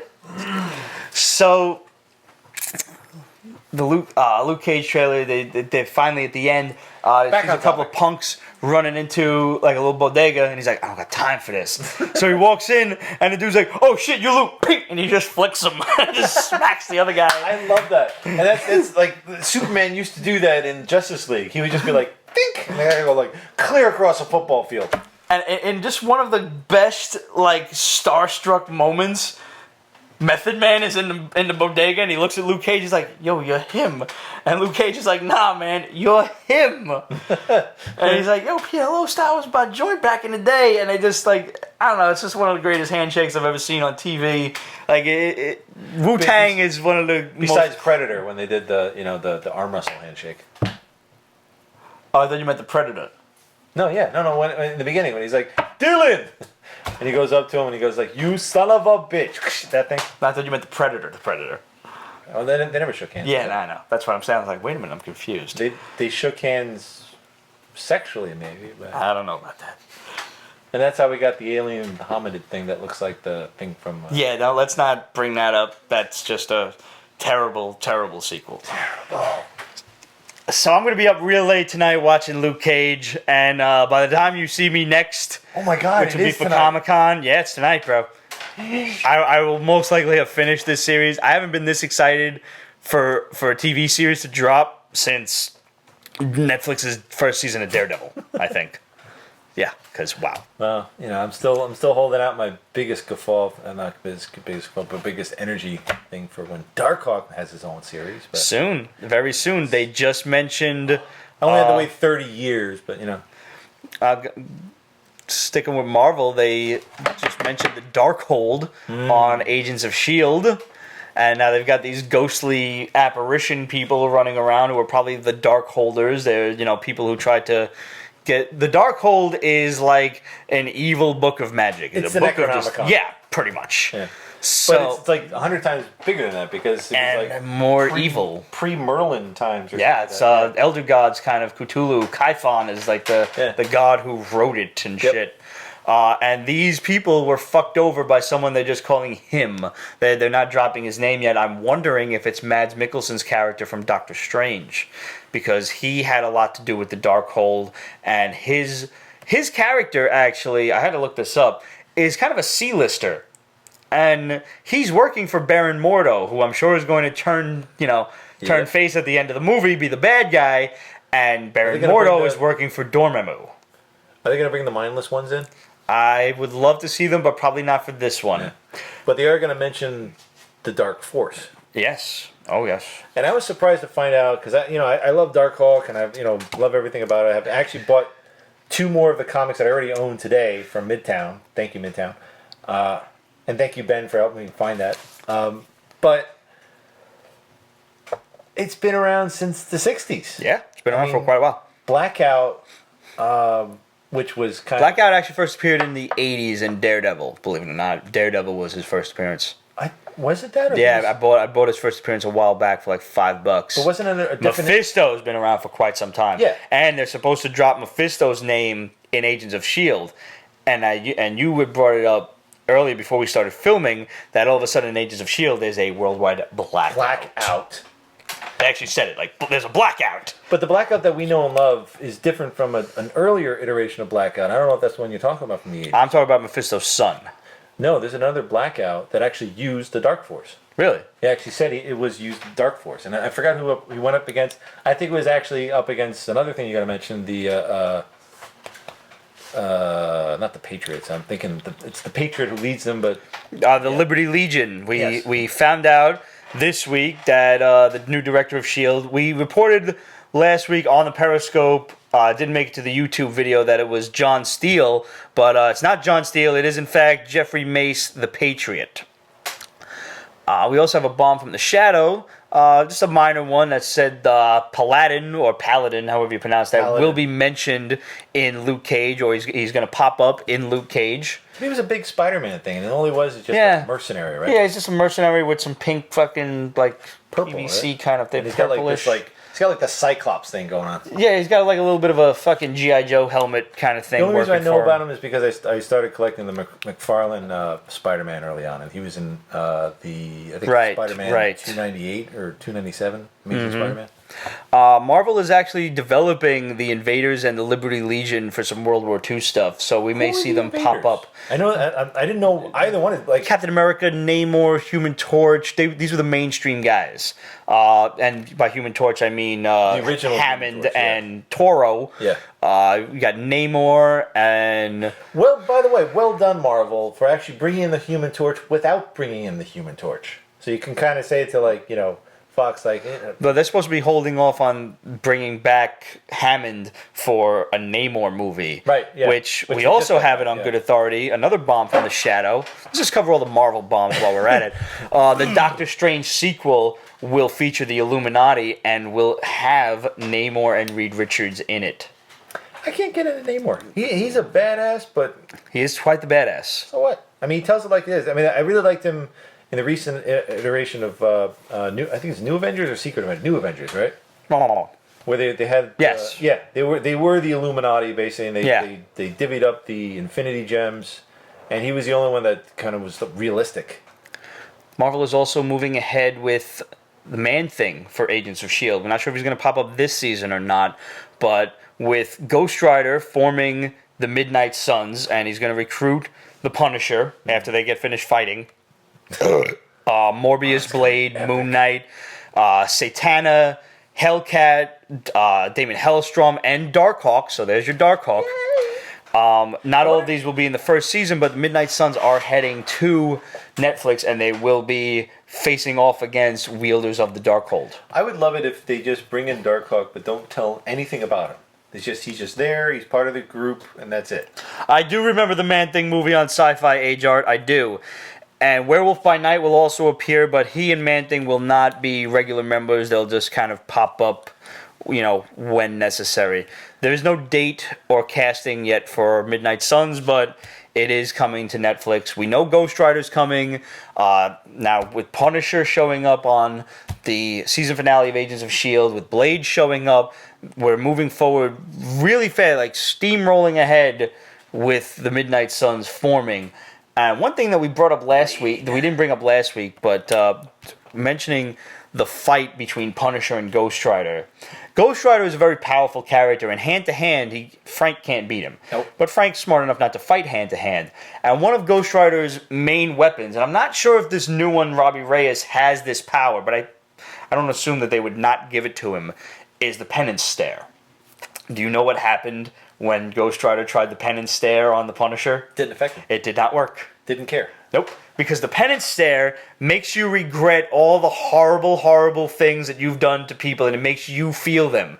But in order for you to feel them, you have to be sorrowful. And he did the penance stare on the Punisher, and the Punisher just like, I regret nothing. Yeah. And he just fucking looked at him. He's like, why aren't you burning? I don't regret anything. I killed them all. Yeah, Yep. Punisher's tactic on that would definitely be a distance kill. Yeah. And I think that would be... Frank is smart enough to realize that and kind of keep his distance. Mm-hmm. One thing... Are you watching Agents of S.H.I.E.L.D. currently? Oh, yeah. Okay. One thing I want to say... Don't work on Pete either. It definitely wouldn't work on me, man. It definitely wouldn't. Maybe on a couple of the girls I fucked over in my life, but that's about it. Ghostrider would be like, you need to get out there and do more. Whew. What the fuck is it with teammates not telling their other teammates something's wrong? Well, for example, Agent May, hey Phil, I'm seeing dead people faces everywhere. Like you, right now, you have a skull for a face. I'm fucked up in the head, help me. No, I'm just gonna fucking walk around while I see dead people all over the fucking place. Because management's in transition, if she actually talks about it, she's gonna get put in whatever it is, and she's gonna get sidelined. But I mean, being in a straitjacket is clearly a better option. Well, she thought you could top you off there, sir. But I'm with you. You can't overcome seeing dead people. Personal opinion, I don't really like the character. May? Yeah, it's Oh, she's so hot though. No, she isn't. Oh, she's so hot. I wanted to kick me in the face. She'd be hot if she just stop doing those stupid tough guy stares. Well, yeah, that is true. Yeah, and then actually get. But she's been doing that since Street Fighter. But do me a favor and get a fucking stunt double that knows how to do martial arts, for fuck's sake. If she's supposed to be a one-man army, show that she can actually be a one-man army. Don't just, like, bring the camera out and you can't see anything happen and she's going like, No. Bring in, like, fucking, I don't know, Lucy Liu. Give her a sword or something, for fuck's sake. It just... Don't they have a budget enough yet? Or hire me to constantly, like, go in, poke her in the box, and she fucking throws her legs up. Pretty much. How hard is that? It's not difficult. Yeah. I'll volunteer for the job. Give me $1 an episode. I'll totally do it. Yeah, but Marvel seriously needs to work on their choreography. I mean, they actually, I'll take that back. Civil War, I never liked Black Widow until I saw Civil War, and that was actually well done. Her push kicks, her Titan. I thought you were going to say something else. No, that was not. I'm a child. Yes. Yeah, that's okay. We like you too. Yeah, yeah. Speaking of choreography and fighting and whatnot, there was a video that dropped this week. Brings it home. It's just amazing. Yeah. It's a lot of years of experience. That's why he's here. DC dropped this video for the CW crossover, this massive fucking 4-part crossover, Supergirl, Arrow, Flash, Legends of Tomorrow, and it's only on the CW app. You have to download the app to watch this. The app is free, so don't worry. People were putting it on YouTube and Instagram and everything, and it was being taken down almost immediately, so I didn't bother. I showed a couple of screen grabs and said just go download the app for free and go watch the shit. It's called Superhero Fight Club 2.0. Okay. And it's a 4-minute video of Arrow being introduced to Supergirl and then them training in this danger room kind of environment where you've got Mr. Terrific's orbs running around and it's Firestorm and White Canary and the Atom and Supergirl, fucking Arrow and Flash. And it's so fucking dope as fuck, man. It's great. And it makes me really excited to see this crossover, which now we just found out today that the Dominators, which is this really obscure alien race from a series called Invasion that happened, I would say, given the cover and the cover price, I would say early 90s. Yeah. These aliens come to Earth, they want to take over, but their whole society is based on a caste system of like conquering the other caste and whatnot. So they're very into genetics and growing things. So they want to kidnap superhumans and figure out how to make them, so they could further conquer and raise their caste. I must learn to grow these. Yeah, pretty much. They're basically intergalactic gardeners. Kind of. Yeah, and they're ugly little motherfuckers too. So this is going to be the plot to the crossover. I gotta tell you though, the Arrow series is one of the only ones that their choreography is on point. Yeah, I agree with that. As lackluster as I have found the series in the last couple of seasons, this choreography is still fucking awesome. Yeah, even you can clearly tell some of the women actors just don't have any martial arts training, but the choreography, it just bleeds that away. I highly suggest, contrary to that point, at least one of them does. Katie Lotz, who plays White Canary, is not only a fucking martial artist, but a stunt double. But she's she has a stunt that woman. girl arm like thing, and I gotta watch it again. Follow her Instagram, and you can see all the crazy shit that she does on her own. She's pretty dope. But you and I both know, beginner to mid range, you still get that. You don't get that bob and weave sort of like cross-in sort of thing. Black Canary I thought was actually better than her. Really? Yeah, with stick fighting. Oh yeah. Yeah, her Anise was a lot better. Anise? Well, they probably got like a Filipino guy to come in and show her that shit. Probably, yeah. Or they just use a stunt double. But either way, I thought it was better than some of her. But I was also watching Legends Tomorrow in the early ones where they had low budgets, or like they maxed out the budget on CG and they're like, we got nothing left. They had Firestorm for 3 episodes. That's it. That's all we got. That's all we got. Yeah, and it was the one that really burned my ass was the one where she like is in a bar and like all the guys. Oh yeah, the 70s episode. Yeah. And I like the fact she's like, all right, fuck this, we're gonna get into a fight. I like that, but then it was just like, come on, Jesus, use a chair. All right, she did. Yeah. I find Legends was like the weakest one of them. I thought, and that was because they only had Vandal Savage as the villain. I think this season should be a lot better. It was good, but it was the weakest of the four. Yeah. Even with Arrow being, trying to shoehorn the mysticism in and whatnot. And we got a question this past week was, how is Arrow going to be affected by Flashpoint? And honestly, we don't know yet. That's still kind of up in the air. We're going to have to see next week when he the now show has premieres. mental powers. I hope not. One thing we do have it on good authority, another new bomb from the Shadow, is that Gotham City is going to be mentioned on Supergirl. We told you a while back that Batman is coming. Now you've got Superman. Yeah. Gotham City will be mentioned, and this will move into Batman and the Outsiders in probably the next couple of seasons. I think they're going to wait until Gotham is done. At least it would be smart to do before you try to put two Batman shows on the air at the same time. I think I'd like to see them try. Actually, I'd be curious to see if they can do it. I don't know if the general public is ready for that. You and I are, because we're comic fans, and we know the difference. Do it! That's I'm here. The fucking difference. I love the promo recently for Supergirl. Yeah, when how great is this kid as Clark Kent? Oh, he's great. He's like, I realize, Mr. White, nobody says that anymore. Yes, Mr. White, I know you're... We're not talking about you. Yeah. That was so Christopher Reeves Clark Kent. Oh, my God. That took me right back to 78. Yes. Yeah. And did you see now recently, the Shadow, I believe, shared this with all of us. Shout out to 270. We do exist now. Wait. Somebody redubbed that whole scene with the original score for Superman, and it works so perfectly. Why can't they buy it? I mean, seriously, that was the one thing missing from Man of Steel. Yep. Get the fucking score, and now Superman, another bomb from the Shadow, is supposed to have his own show next year, which explains why they're just throwing him at us this season of Supergirl. Yep. Get him warmed up. Yep. And it looks like they'll move Legends to Friday, and they'll throw Superman in maybe Thursday, because I don't think anything else should move. Tuesday and Wednesday, Flash is and Arrow is cemented there. We've got Supergirl now, 2 seasons on Monday. Everybody knows it. I think we can afford to move Legends rather than double up the time frames. I don't think Superman and then Supergirl is going to work on Monday. Legends might die like the Cleveland show, though. They got to be careful. I think this year, being that they're going to bring in the Justice Society, I have much more faith in the show.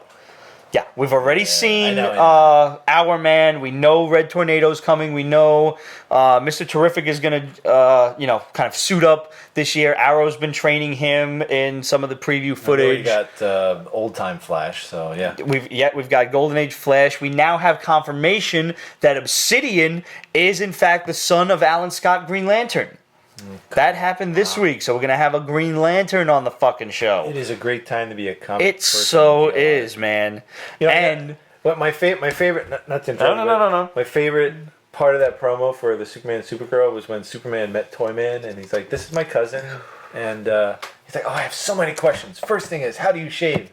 And then she's like, "How do we shave?" And I'm like, I didn't see that promo. Oh my God, it's awesome. Oh man, you're thinking, okay, slaving her legs. Like, wait a minute, she got to save a fucking snatch. Does she go scorch the earth? I mean, that would literally scorch the earth if she does it wrong. Yeah, we're all just like... I just thought of that, and I got lost. Because thanks to the Shadow, we've seen certain pictures of her. Oh, God, she's so hot. I love her. Her smile just makes everything right with the world, and the world's a shitty place. Yeah. The world is a shitty place, and all of my asshole friends on Facebook remind me of it constantly. I think I have to go on a Facebook hiatus until November. I'm a kid from Babylon, not a kid from Brooklyn, so obviously it's different.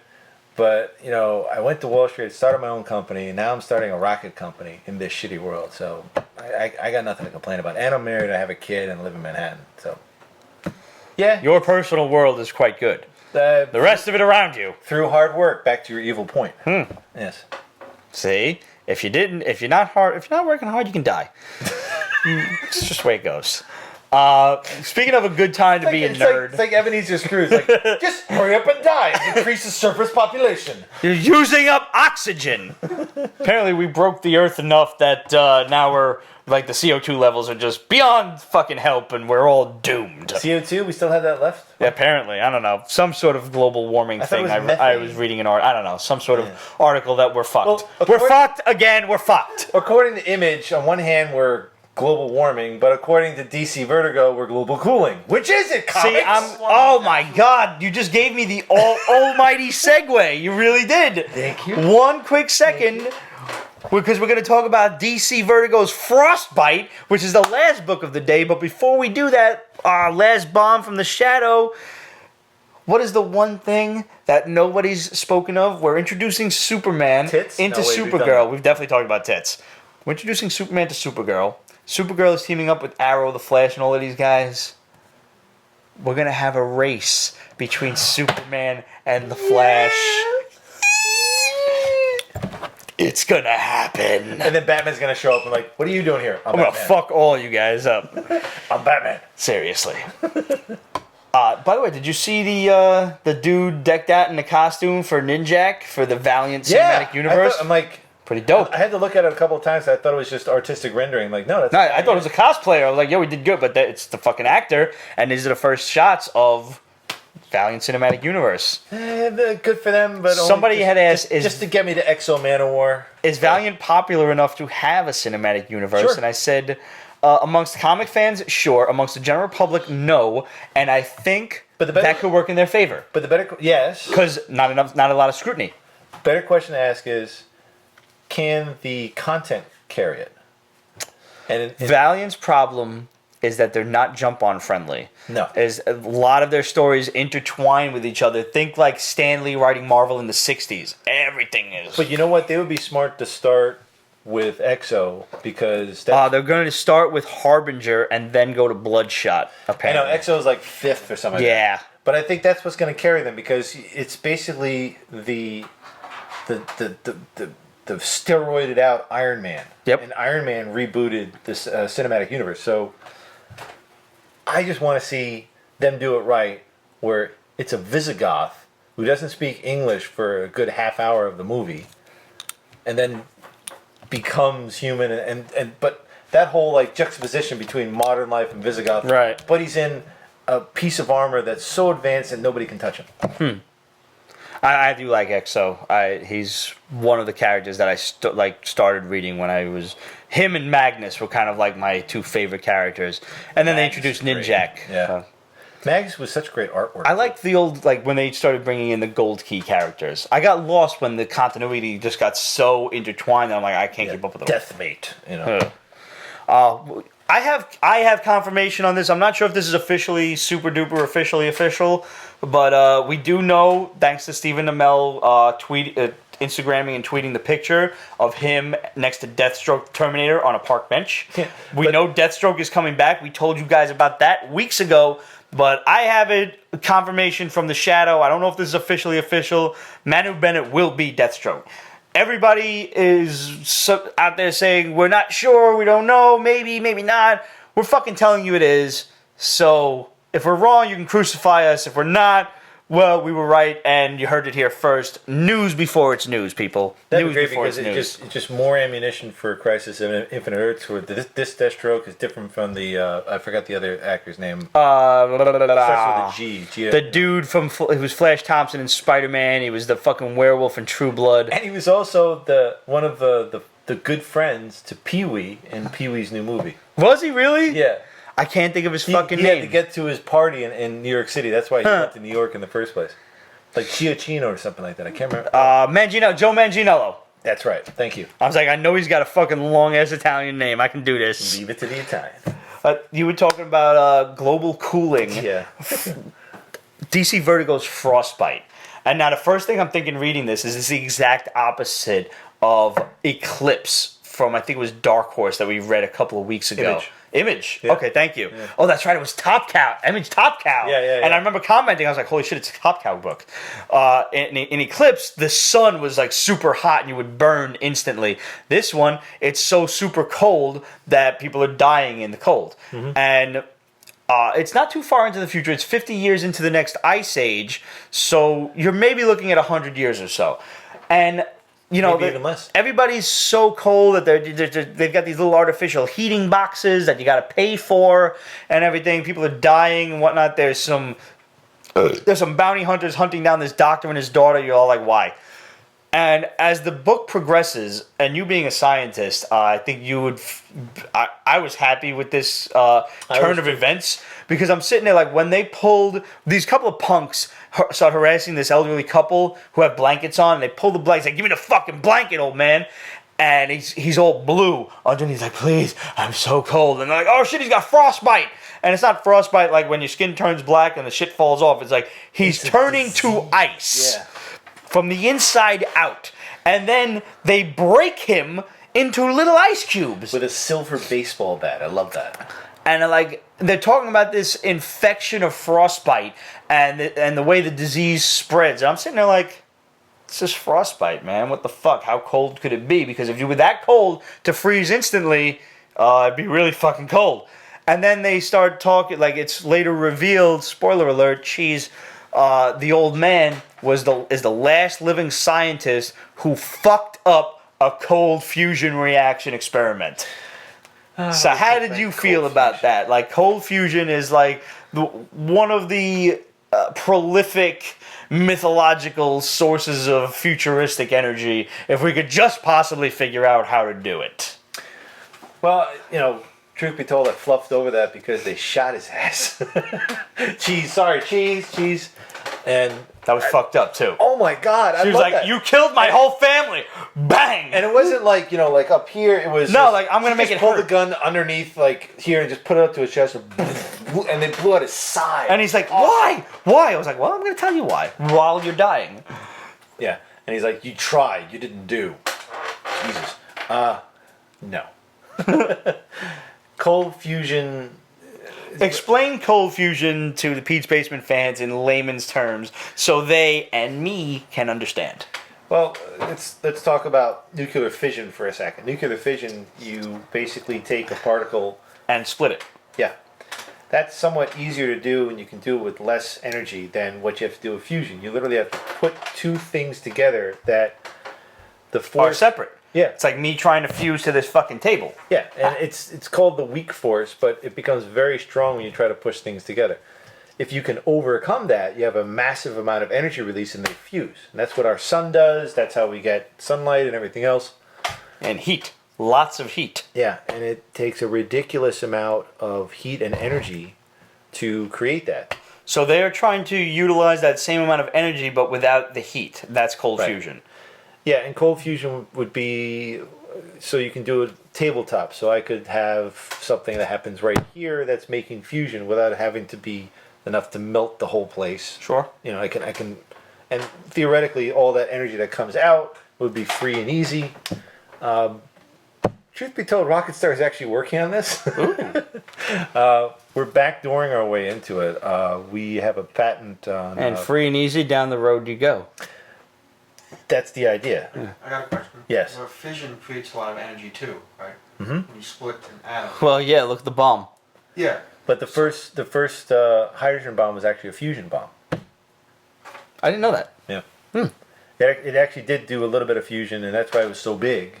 Now they want my question is this: so it takes a lot of heat to do fusion, is that it? But correct. Does it take a lot of heat to do fission? No. So why don't we just do? Because fission still creates a lot of energy. So why don't we just do enough fission to equal fusion? Because the byproducts of fission is harmful to humans. It's called I think it's called neutronic. Radiations? Yeah, the radiation it actually breaks down human tissue. Oh, okay. So they'd have all That's this, bad. Yeah, that's why you have all this radioactive waste and actually put it in a mountain and let it sit there for another 100,000 years until it breaks down and be safe. Yeah. So Just don't go near the fucking mountain. the real key is to find something that not only creates all this energy from a very small power source, but also does it in a way that doesn't hurt humans.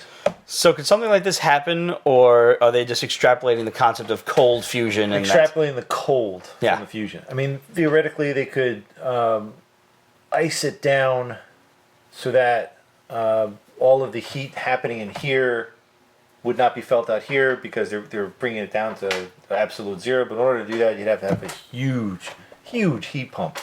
And the amount of energy required for both of those things would just not make enough sense to do that because you wouldn't have any what's called net power. You'd have power being created, but you wouldn't have any power coming out of it to actually power anything else. Yeah, which is why you have the tokamak, which was the basis for the design for Tony Stark's thingamabob. Arc reactor. Yeah. So the science or lack thereof aside, I still enjoyed this story. I did too, especially that damn truck. Yeah, that was fucking cool. And damn it got blown up. Like in a heartbeat. Yeah. That's what makes it. Shit was like straight out of G.I. Joe vehicles from the 90s. Yeah. But I would recommend DC's Frostbite. Like if you just read that and then Top Cow Images Eclipse, I think you'll have a lot of fun with the both of them. Because it's two exact opposite books. Sun and cold. And both of them do what I like is they just drop you in. And they give you little tidbits along the way, so you're like piecing together the mystery. And see, this kind of being dropped in, I don't mind. I like. It's when you're dropped in the middle of a fucking hoopla that you're like, oh my god, what the fuck is going on? That you sit there and make your brain fart. Yeah. Read everything. Yeah. Like I want to. If I'm dropped in the middle of a story of a concept, I want to take my time and figure things out, like we're doing here. It has to flow. There has to be a top line story and then an underline story. Eclipse is the top line story. Protect the mayor's daughter. The underlying story is who is this fucking asshole and why the hell are we on a planet that has been basically cooked and how are we surviving? Yeah. Right. So Frostbite's the same thing. It's kind of it brings us back to Mortal Kombat. Sub-Zero versus Scorpion. Yeah. Yep. That's pretty much what life boils down to. No pun intended. Did you mention Lake of Fire? The Nirvana song? That's interesting. I didn't know that. But I was thinking of actually Dragon Slayer and also Excalibur. Burp. No, I probably haven't mentioned those recently. But that was a recent book that I think was on your list. I'm not sure. Huh. Also Top Cow. It's a good book. You should pick it up. It's basically 12th century or 13th century France. Aliens show up. Maybe we did read. It sounds vaguely familiar. I think Ramon read it. I don't think I did. Fucking cool, because it's same kind of artwork as like The Walking Dead, but in color. And it's as if you're following day in the life of being a French knight during the Crusades, who just happens to go to a town that supposedly has heretics, but it turns out they don't have heretics. They have fucking aliens. Aliens that look kind of like actually something closer to like what Hellboy would fight. Okay. Yeah. So like Cthulhu kind of creatures and things like that. More like the frog outer space. invasion. Okay. Yeah, Okay. That's something like that, or like the recent stuff to have Hell on Earth. Hell on Earth, but apropos of nothing, I did forget one. Archie's Josie and the Pussycats came out this week, and I guess if you liked the cartoon and if you like music and stuff, you'll have fun with this book. They do live in Riverdale. It does take place in Riverdale. They're a little older than Archie and company from, Mark Waid and crew, Jughead and Betty and Veronica and them, because they're drinking, they're partying a little bit and whatnot. I didn't have as much fun with this as I did with the Archie series, but it's not bad. I liked Archie versus Predator. Archie vs. Predator was awesome. Are you reading the regular Archie series? No. You really should. I probably should, but... Dude, I say this a lot as I explain to people. I try to justify my interest in it. I never in my life thought I'd be interested in Archie. It's fucking amazing. Mark Waid is doing something with this book that I just find revolutionary. It's unbelievable. I don't know if he has teenage kids or he stalks teenage kids, but something is the answer. And he just has their angst down to a science to the point where you read it and it takes you back. Yeah, and it makes you just like, and there's a little bit of a wow factor there for older guys like us, and we're like, holy shit, it's fun. And I lacked a little bit of that feeling with Josie and the Pussycats. Not to say it's not a bad book, it's fun, but it's not as fun for me as Archie. And until they do a crossover, I think I'm gonna. It flowed very well. It did. From an artistic standpoint. It definitely flowed the book. It didn't pull me out at any point. No. Yeah. It was you're right. It was a very interesting book for characters, for a cartoon show I never watched, for a comic I never read. I was definitely into it. I fantasized about the cartoon, but alright. No, no judgment there. Yeah. They were a little after my time. You were a little bit older than me. I was Diana from Dungeons and Dragons. Ooh. She was running around doing those acrobat things in that fur bikini. I was done. The black chick, right? Yes. Oh. Yeah. Yeah, she could be my chocolate treat any night. Oh, man. I was 4 years old, and I'm like... Do you remember that from Living Color? No. Oh, man. where Jim Carrey was Captain Kirk, and I forgot who the woman was Uhura, and she just wasn't talking. He's like, Uhura, can you open a channel? She's like, and it's Uhura. She's like, no, I'm not talking to you. It's like, and then she's like, does the whole line like, oh, your occasional chocolate treat, not today, you know. I don't remember that. I gotta see if I can pull that up on YouTube. How has that series never come out on like DVD or Blu-ray? Because it's on FX all the time. Fuck. Oh, and speaking of which, the Archie comic reminded me of something that T.G. Miller is in. And I think it's like every Thursday on FX. It's on late. I forgot what the hell it's called, but it has all these like one of the. You know, like they have the token black guy, the token Jew. Well, they combined them and they called him Blackstein. So, I mean, it's just so wrong on so many levels. That's pretty great. And it's of course T.J. Miller has like the best delivery ever. So, I would recommend that show. Let's get to a couple of questions we got on. From Absolute, what do you guys think of the DC crossover footage so far? Actually, we just answered that. Pretty damn awesome looking. I don't know if the crossover is going to be the first set of episodes or not, but I know it's soon. I think they plan 2 of them this season. They'll probably do it by episode 3. It's definitely coming quick. With the amount of footage that they're showing, it's coming soon. And absolutely, I think it looks absolutely awesome. Once again, in Berlanti, we trust... the guy can fucking do no wrong. I don't think he sleeps. Knock on fucking wood. El Sinestro, if we really do get a Marvel Fox crossover, affectionately titled Foxville, what would you think about having What-ifs explored in the Marvel Cinematic Universe? Is the public ready for one-off movies like that? Only if Stan Lee narrates them? Yeah. I mean, he's 93. As the Watcher. That's going to be tough. They just filmed like 5 cameos for Stan Lee for was it 4? Yeah. For the future movies because he's 93. And I mean, let's be realistic here. He's had a good run so far, and I will gladly donate 20 years of my own life because fuck it, I hate it here. Just get me the fuck out of here. I think it would work better if they presented it like a Twilight Zone. Yeah.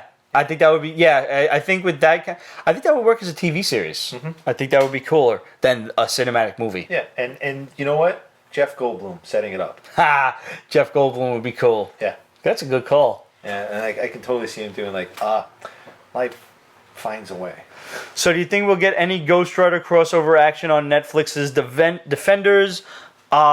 Maybe he's definitely going to come into Punisher, and I think the Punisher is going to happen before the Defenders because just from the popularity of the character. So you might get a little bit of a twinge here and there. I don't think it'll be too much. Maybe a cameo for an episode or so. That's just my humble opinion. Yeah, because they can't overuse him. He's being featured the entire Agents of S.H.I.E.L.D. for God's sake. Here's an interesting one. Choose wisely. Zombified for AMC's The Walking Dead, or a S.H.I.E.L.D. agent on ABC's Agents of S.H.I.E.L.D., or a random person in peril and saved by The Flash on CW's The Flash, or Thug number 6 beaten bloody by Mr. Frank Castle on the Netflix series. I have my answer. What's yours? Well, we all know it's Thug number 6 for you. No. Really? Me, No. it's Agents of S.H.I.E.L.D. Okay. Yeah, me too. Yeah. I want to fucking travel the world and see what they see. I want the opportunity to possibly get my ass beaten by either Agent May or Chloe Bennett.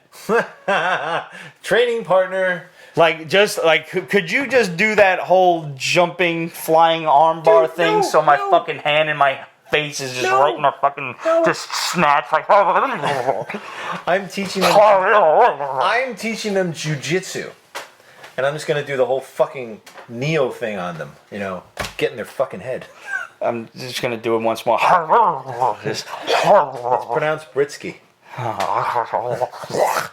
alright, so that's my answer. Yeah, I have a question before you go on to the other question. Sure. I'm sorry if I'm coming out of turn. Nonsense. There seems to be a long build-up on this Dark Force thing. Yeah. They had that one guy in Agents of S.H.I.E.L.D., like Series 1, that came after Coulson's girlfriend. Graviton, yeah. Yeah. Nothing yet. Yeah. And then you had the whole... Maybe it wasn't Graviton, but no, it was No, somebody. it wasn't Graviton. It was somebody else. Somebody else, yeah. The Yeah, blonde he was guy. a stalker. Uh-huh. He was like, he would just... All of his Yeah, drawing came after the lines- cellist. Right. Yeah. So there was that. And then you had Agent Carter, that whole arc with that. Right. This past season. Yeah. Now you're having Agents of S.H.I.E.L.D. talking about it. And now apparently it's going to be the main issue in Doctor Strange. And now we're... So do you think they're building up to something major, or do you think they might not know what to do with it yet? War of Kings. Huh. That's interesting. Yeah. I haven't heard anything about that, but that's interesting. Because then they can do the whole Annihilus wave. And It's questions we could pose to the Shadow. if you're listening. We know you are. Or your agents are. Oh, here we go. Between Force Friday and Luke Cage premiering tomorrow, how do you plan to call out sick tomorrow? Yo, I straight up told my manager today Luke Cage is coming out tomorrow, in which case he actually knew this. He was very excited as well. He's like, yo, man, I can't wait. I was like, so don't be surprised if I call in sick tomorrow. I was like, what excuse should I use? And he just kind of looked at me and smiled. And I'm like, I'm having rhinoplasty. I was like, yo, I will send you pictures of my shit so as to say I have the shits. What is it going to take? I will fucking throw my toothbrush down my throat to throw up, and I will send you photos. You could say you have a problem with liver damage or something. I mean, that's believable. Probably, but that's probably something I should then look into in the Cholesterol, later on. Like, you know, I have to go to the doctor for that. I've been eating too much pizza. No such thing. No. Darth Myers, Rogue Friday drops tomorrow when the casual moviegoer is in a department store and sees the merchandise. Do you think this is going to further confuse or help them understand the film's timeline and plot? Confuse. The Yeah. casual already moviegoer, I've already had to explain that Rogue One is in between episodes 3 and 4. And to be too. I'm going to say it right now. I'm going to go on record saying that she is the Emperor's hand, and she is Mara Jade. Outbreak 666 said, who's binge watching tonight? Fuck all of you motherfuckers on the West Coast who get to see the shit at midnight. I have to stay up until 3 a.m. I'm seeing at least one episode tonight. Damn you. Damn you to hell. Did you comment picklebacks? Someone from Rocket Star Space commented picklebacks on the picture of the whiskey and the Batman knife. That's terrible. Picklebacks are terrible. Why would you want to drink pickle juice? Thanks, Mike. Gross. Soyun44 said, cool knife. Thank you. It is a really damn cool knife. Let's just make sure that we have no questions on the Book of the Faces. The Book of Faces. The Book of the Faces. The On the Book of the interwebs. Faces. There are the faces. We have none. Sounds like a book of magic or voodoo or something. Let us consult the Book of Faces. Are you reading Punisher? The current Punisher series? No. Because there's a guy in there who likes to cut off people's faces and hang them on walls. He could make a book out of them. The Necronomicon was made from human flesh. Yeah. So there have probably been books of faces in the past. That's what I'm saying. Jason has a question. Jason, I am not on Paris on the... I have to go back on the... You don't need any scope, though. Well, I'll just let you get on there anyway. Are they doing any Shazam Rebirth book? I haven't heard anything yet. Rebirth, I would have assumed the original Rebirth books would have been done by now, and we would have actually gotten for John Cena. You know what? You bring us to our final bomb from the shadow. Ding, ding, John ding. Cena has 2 superhero offers. One is Shazam, and the other is Mark Millar's Superior. I want to see Superior. I would rather him as Superior Oh my than God. fucking Shazam. Because Superior... I don't want him as Shazam. I cannot stress to you how... And I like John Cena. I like him a lot. That would be fun, but it would I don't not... see him as Shazam. I can't... He doesn't have the look. He doesn't have... Shazam has a baby face. Every time you look at the guy, he's drawn with a baby face. I'm sorry, John Cena doesn't have that. No. I like him a lot. I think he's a great human being. I think he's a perfect example of what a famous person should be in this day and age. He does so much work for charity, so much work with fucking little kids and shit. He's an amazing human being. Plus, he's like an ice sculpture. I mean, you know. Let's be realistic. He's a good-looking dude, and he's fucking jacked to fuck. He's just such a fucking nice guy, and he's awesome. Anybody seen Trainwrecked? I thought it was great. He was great. He was like the only likable character in the whole fucking movie. And him and LeBron James. Yes, LeBron absolutely. James stole that movie for me. So good. Everybody else was not. I did not think I was going to like that movie. So good. Oh. So, guys, that's about it. We will be at NYCC this next week, so no show next week because we're going to be busy with Comic-Con and everything. We will be there all 4 days. The best way to find us, because we will be wandering around harassing creators for interviews and stuff, hit us up on Instagram and Twitter, direct message us, slide into the old DMs and shit. Questions at Pete'sBasement.com, Facebook.com/Pete'sBasement, Instagram and Twitter at Pete'sBasement. Hit us up, let us know where you're at, when you're at there. And we will try to run into you for photo ops and all kinds of stuff so we can post it up. We will be posting many, many photos of ridiculously sexy cosplayers because that's what we do at Comic-Con. So look forward to all of the Comic-Con stuff being popped up on Pete's Basement Extras slowly but surely as time allows. And then we will be back in 2 weeks for a Comic-Con wrap-up. Hopefully, it'll be like that Wednesday for New Comic Book Day, where we'll be talking about Comic-Con and maybe 1 or 2 really important books, but mostly Comic-Con. So, join us, as you always do, and I must thank you again for tuning in, spending your Thursday nights with us. You guys are great, and you're the reason we have so much fun doing this, talking to you guys. Keep those hearts coming on the old Periscope. I know we haven't done a contest in a while, but anytime that you guys do, have the most hearts, always email us a screenshot at the end of the episode. So this way I know, and we'll always send you like a free comic and shit if you have the most hearts. Even if I don't mention it, just might send you do a it. free Rocket novel too. We're probably not gonna. Maybe the next one. But I'm so keeping that. It's so cool. We might send you one that's been burnt already. How would you like one that's been burnt already? Like he'll be lighting off a rocket real soon. Yeah, but the one, the next one, I don't think you're gonna be able to give away. It's gonna be as big as this table, and that one you're gonna want to keep too. Can I keep that one? Yeah. Can we use that as the next Pete's Basement table? I'm pretty sure you can. Yeah. You can have the little one if I can use that for the fucking next table. Yeah. Okay. Here's to you guys, and we'll see you in 2 weeks. Hopefully, if I can get some battery packs from Amazon, we'll be doing some live Periscope shows from Comic-Con. Look forward to that reception allowing, because that place is like a fucking tomb. So, wish us luck. It's pronounced Labyrinth. Labyrinth, built by Dallas. Dallas, however the fuck you pronounce that guy's name. Was it Daedalus? Yes, he was the same guy who built Icarus's wings, and after he fucked up in Athens, he went to Crete. And he built the thing for the fucking bull and With shit. the fucking Minotaur, yeah. Because I know shit that ain't just comics. He knows fucking science, I know mythology. But who was the girl that got him out? No, I thought Theseus got him out. No, Theseus got out because he killed the Minotaur. He was helped by the she laid a golden thread down. So I don't remember. It was the princess, right? Yeah. Minus his daughter. Yep. Ah, I don't remember her name. She was the same. They used the same name for the girl that helped. Forgot who it was in the recent movie by Chris Nolan. Talia?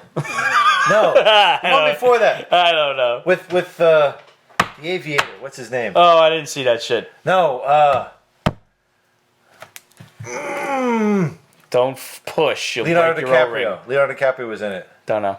Leonardo DiCaprio was in he went within the person's mind and Inception? Yes. Don't know.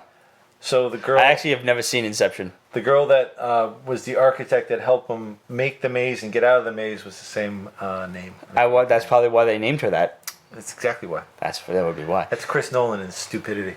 We'll see you guys next week, 2 weeks. Hit us up, and thanks for watching. As always, you guys are the best. Ciao. Pete's Basement is copyright 2016 Ripped Productions and Pete's Basement LLC. All rights reserved, so go fuck yourself.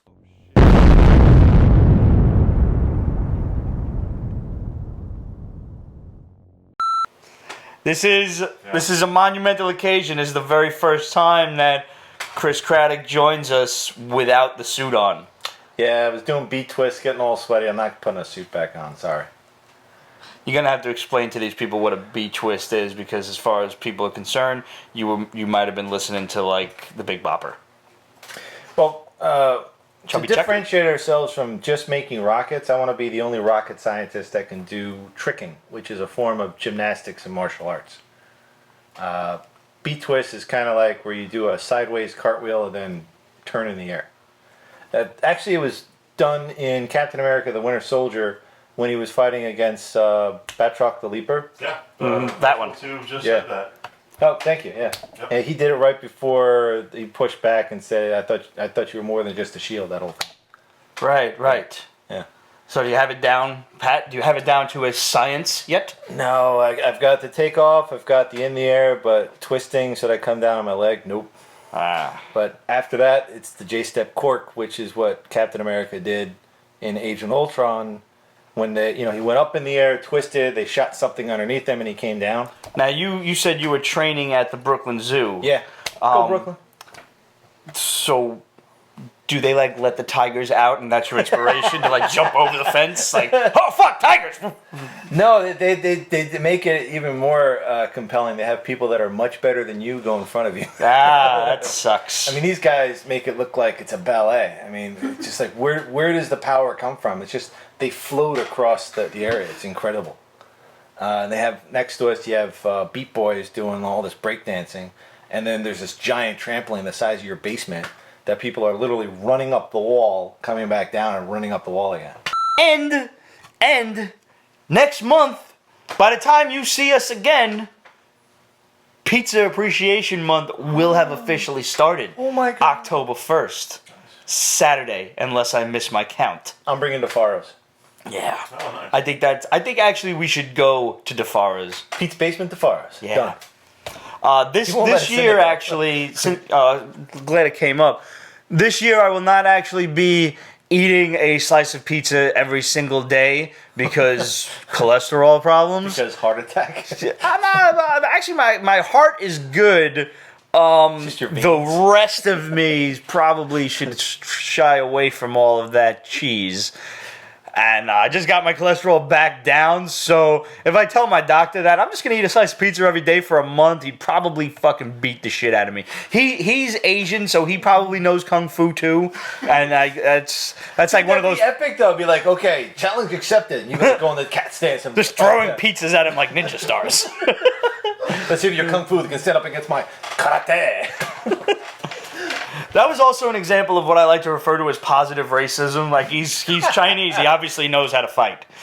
What a fucking shame. I said he was good. That kind of reminds me of Harold and Kumar go to White Castle when they went to Guantanamo Bay, and they brought their parents in, and they figured, okay, they're Korean, they must not know English, so he starts like making up this made-up language, and then the guy's like, we've lived here for 15 years.